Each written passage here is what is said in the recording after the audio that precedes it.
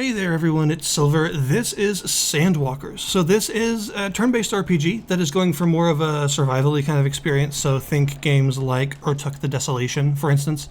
And the idea of this world is a pretty cool one. So you are in a sort of blasted hellscape that used to be a beautiful verdant continent. However, at some point, the enormous mother tree in the corner of the continent sort of disappeared. And this tree was keeping everything alive and verdant and was keeping the weather stable and everything. So now that it's gone, there has been a sort of almost post-apocalypticing of the world where the weather has gone ridiculous and most of the continent has turned into a desert. And so it is your job as a group protecting a botanist to start a caravan and go in various directions within this hellscape and try and plant trees, because there are tree cities. The idea being that the trees will make the area around them verdant and stuff, so you want to fix this environment by planting new cities that will grow and expand the safe zones and beat back some of the horrific weather. Because involved in all of this desertification is also a really supernaturally effective weather pattern that seems to be even worse than usual and is destroying everything in its wake. So yeah, you will make a caravan of 4 characters and set out in whatever direction you want, although you are given some quests that help to direct you at first so that you know kind of go this way first. And you'll be doing things like going between already established tree cities as well as going into areas trying to establish new ones. And the gameplay here is split between several different modes. So first off, you've got the exploration, which you'll be doing a lot of. You have a very pretty isometric view of the world. This game overall is just beautiful. It looks really good. It's got super detailed and quite crunchy pixel art that looks excellent. The animations are particularly impressive for the characters and stuff in combat and things. And also some of the big vistas in the tree cities and things are very impressive and very well drawn in this excellent pixel art style. So you've got a very pretty, if desolate, world to explore.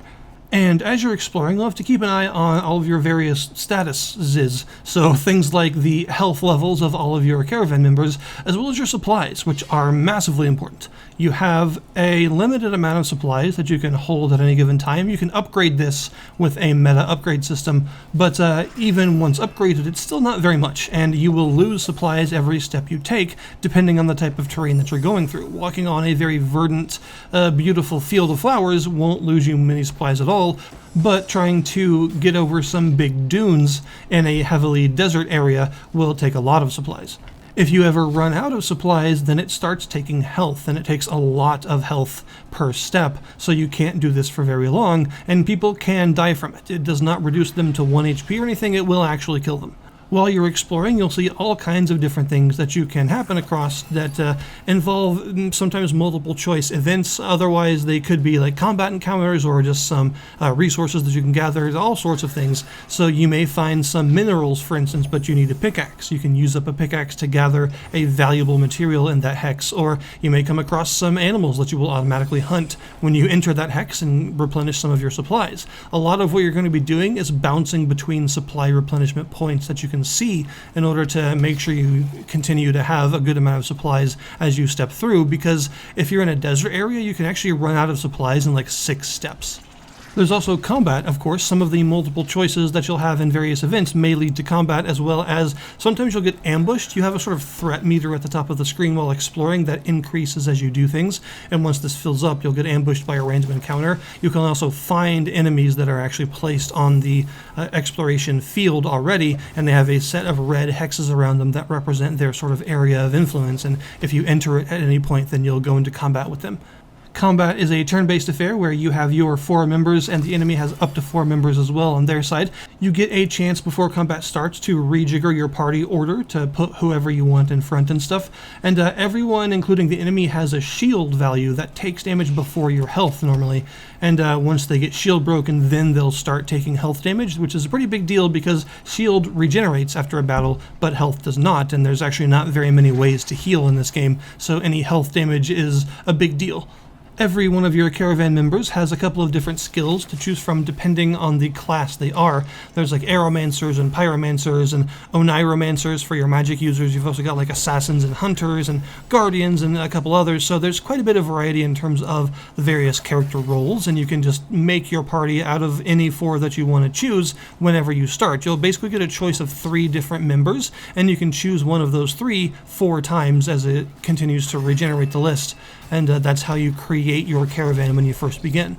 And different skills will have a different amount of enemies that they hit, right? You know, you've got some skills that hit the front 2 enemies or 1 enemy and the enemy behind it, or only 1 at a time, but can target any of the 4 that you choose and stuff like that. So you do want to have a good number of different effects on your characters. You know, you want to build your party so that they can attack various different places instead of having to always attack the same 1 or 2 enemies necessarily. So if there's a particular trouble enemy in the back or something, you have a way to actually fight them. And you'll find that each of the classes has a pretty different role in terms of what their skills do. So the Oniromancer is a mage, so they can target ranged, but their sort of primary attack does decent damage, but it also replenishes their shield if they kill an enemy with it. So you want to set them up in a way that they can do the final blow and replenish some of their shield, especially because they're a mage, so they're somewhat squishy. And also they have a secondary ability that will regenerate a bunch of their shield, but they can only use it on themselves. So combat is a decently tactical experience. I've actually managed to beat an entire screen of 4 enemies with only 1 person left. So there are definitely some tactics to be had here, although it is incredibly difficult. If you beat an encounter, you'll get these blue orbs that are actually experience, and you can level up your characters using this experience, so they don't level up on their own. Instead, you level them up whenever you have enough experience to do so, and choose whatever order they level up in. The difference between a level 1 character and a level 2 character in this game is massive, so you want to level people up as often as you can. You will probably only get up to like level 4 or 5 on a journey at most, but those levels are extremely powerful each, and each level will show you what they do. They will increase the stats of that character depending on their class, but they will also get to choose a new active skill from a list of skills, a pool that is unique to that class. So they have quite a few different skills they can choose from, which is pretty cool. But it's not just that the power of a level up is basically exponential, it's also that the cost is. So from level 1 to 2 costs 10 experience, but from level 2 to 3 costs 35. So you'll need a lot more once you get everyone to 2. Everyone also has an equipment slot. You won't find equipment very often. There is only 1 slot per person, but they can be pretty powerful pieces that can alter your resistances and your damage types and a couple of other things, and often give you some sort of unique passive skill. So there are a lot of reasons to get this equipment if you can find it. You just won't find it very often. Also, you'll see that every character has an activatable skill they can use during the exploration part, and not just during combat. Every class has some sort of unique skill that may do things like boosting everyone's shields for the next battle, or reducing the cost of movement for a certain number of turns so that you can get a whole bunch of extra distance out of a small amount of resources. But once you use one of these active abilities, they are grayed out until you rest, so you will need to find some way to rest to replenish the use of them. So you'll also notice that during various encounters, sometimes combat, sometimes just like multiple choice events and things, you'll also be finding some other stuff, just non-equipable stuff, resources of various kinds. And this is because there's a pretty involved barter system in this game. Whenever you get to someone who can trade, either as a random event while wandering around, or when you get to one of the tree cities and you go to a merchant there, you'll find that everything has sort of a value as a number, and you have to simply match up your number to their number in order for them to accept the trade. So if you've got 60 value worth of medicine that you want to buy from a merchant, then you've got to be able to put around 60 value worth of other stuff on your side in order for them to accept the trade. And I've noticed that depending on your relationship with them, they will accept a lower value, but not much lower. So you might get away with, say, 58 value worth of minerals and stuff for all that medicine.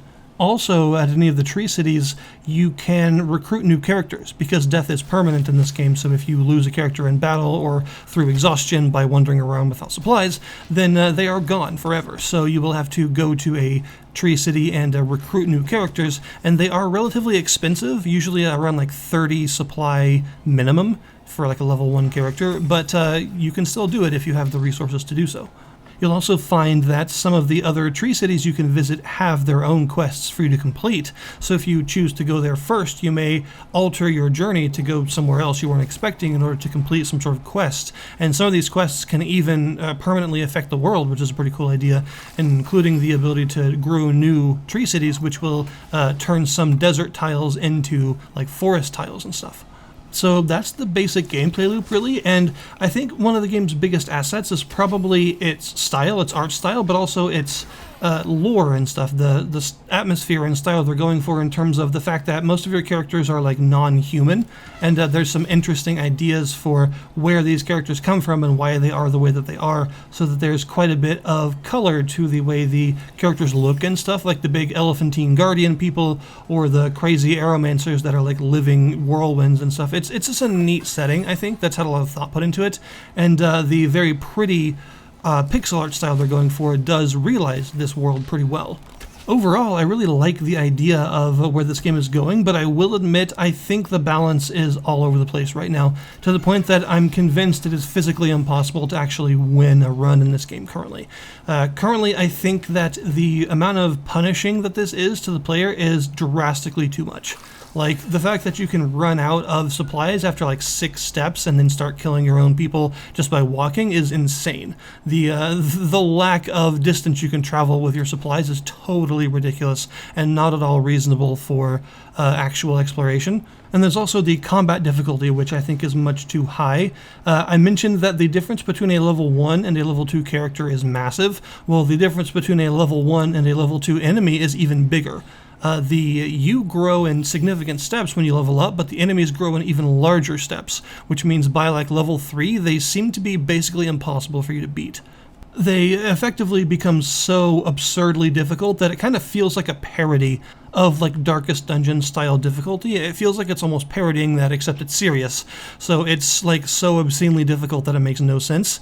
In addition to the ridiculous supply mechanic, there's also the fact that sometimes I just start a game, go north like 5 steps, and encounter some level 1 enemies that then proceed to kill one of my characters, reduce everyone else to half HP, and destroy my morale in like 1 turn before I'm even able to act.